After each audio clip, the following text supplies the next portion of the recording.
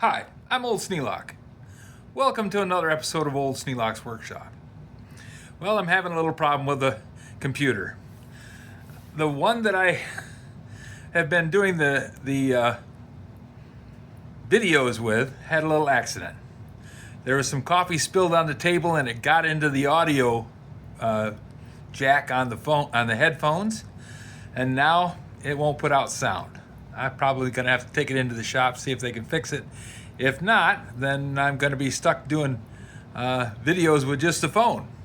It does limit my amount of editing, because if I can't edit it on the computer, then it's pretty much, you run it out and you get what you get.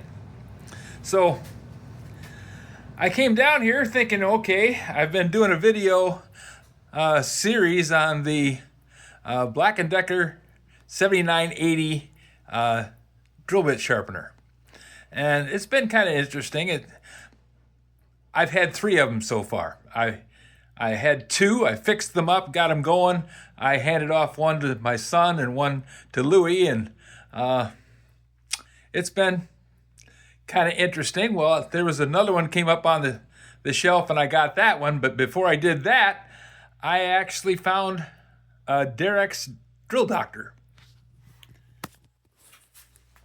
Now, it's been sitting down here because I obviously don't use it very much.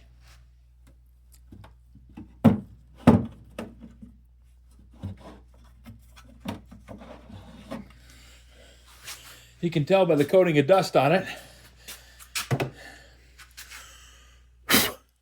Yeah, it's been around a while. Sitting down there, just staying out of trouble, I think. Well, the video that I made on it, I'm going to be running another series, and I'm calling it Black & Decker, Drill Doctor versus Black & Decker. So you'll be seeing this guy on the shorts, and for today, you're going to see it in a long form. And it's actually a pretty good drill sharpener, because it's got a cam action on it that lets the drill bit rotate around and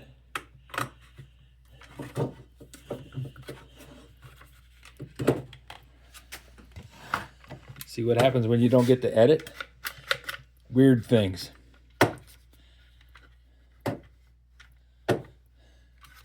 This is the 250. Now the 250 doesn't allow you to split the point on the drill bit. It only lets you sharpen it with a standard sharpening angle, because it does 89 degrees, and that's pretty much it. Got a little diamond wheel down inside there that does the sharpening. It actually does a good job of sharpening. And you'll be able to see that if you watch the shorts, because I'll run through the whole thing. Or you can just go to the Drill Doctor number 250, and I'll leave it link to that in the short videos so that you can watch the full-length review of the Drill Doctor. And you can always go back and see the 3 videos that I've done on the Black & Decker. Now this is the basement shop, and as you can see, it's not changed a whole lot. It's just the pegboards have pretty much emptied out. I moved a bunch of stuff out of here. It doesn't look like it, but I've actually moved a bunch of stuff out of here. There was 2 racks over there, and the racks were completely full. And I've moved a bunch of stuff out of the back storeroom over there. I've taken the big grinding jack off the bench over there, and I've got that out in the workshop. And I'll be taking all these things. I think I might leave that workbench down here. It can be used for crafts and other things. I'm not going to be having a workshop down here. Now, I'm not saying I'm not going to do any kind of work down here, because, when you got a house, you work on things where they're at. But I'll be taking all the tools out of here and moving them out to the workshop, because by golly, I got a chance to have all this stuff in one place and be able to work with it by just walking over and grabbing the thing. I want to have all my tools out there in the big workshop so that I can have everything right there close to hand. So I'll probably pull all the drawers. I don't know, I might leave those drawers there. That remains to be seen.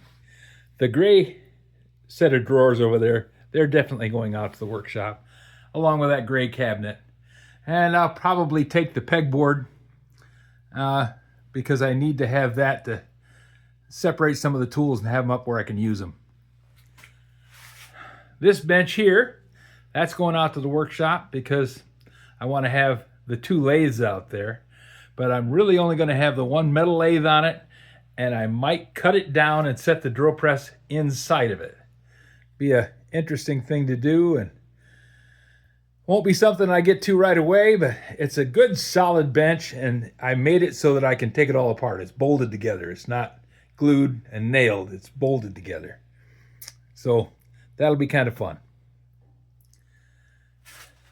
This workbench is also bolted together. It's designed to come apart because I made it out in the garage and then I had to carry it down the stairway to bring it down here to the workshop. So I brought it all down in pieces, totally disassembled. It's going to leave here in the same way. Go out to the workshop and become a fixture out there. Also, the tool wall is going to be leaving here as one piece, and it's going to go out and take a place in the workshop. So lots of stuff going on. I got racks done and places to put things, and I've got a whole lot. Every tool on this tool wall I've fixed in some way. Cleaned up, painted, straightened out, redid, sharpened. That's the tools for the wood lathe, and that's the wood lathe. So they'll be somewhere close to the wood lathe. The wood lathe will be on one side of the shop, and the metal lathe will be on the other, because despite having all the wood on there, that is a metal lathe. I turned all this stuff. This is all mulberry. But we're coming along. It's just a lot of work. You can see I've moved things off the shelves here. Just keep putting stuff in boxes and hauling it out, but I am slowed down while I'm putting racks up so that I'll have a place to put everything instead of just piling it all on the floor like it's piled on the bench now. Chaos. Absolute chaos. Now, the weeder is going to stay down here, along with the Everlast. And I'll have a place to put that somewhere so that I can actually use it. It's designed to mount on the wall and be adjustable up and down. Of course, the diamond grinder is going out to the workshop. And this cabinet, along with some of the vices have already left and gone out there, or some of the clamps, they're not vices. Some of the clamps have already gone out there. But I want to have this out there along with the tool wall because they kind of go together. They're separated here because I put this up the very first thing that I did down here. It's kind of a cool thing. I bought it because it came with 2 saws and a bunch of drill bits. And it's got this really nice little rack for drill bits to go in there. Now, the door is missing. I think it had a door that came and swung out this way because it's got a latch over here and hinges over here. And it didn't come with a door. So I don't know exactly how that did work. But in any case, I might make a door for it, I might not. It's been, I don't know, 13 years without a door, so I imagine it'll probably go another couple dozen before it really starts to notice. But that's a little update on where I'm at with the workshop.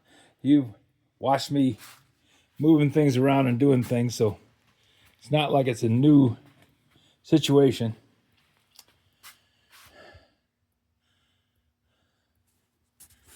In the meantime, I'm trying to keep things going and get things straightened up and cleaned up and put away so that they have a place to be and they're well taken care of. If you have any suggestions for a new video, questions about today's video, or any of the other videos on the channel, just drop a note in the comments. You know I read them all. Thanks for watching.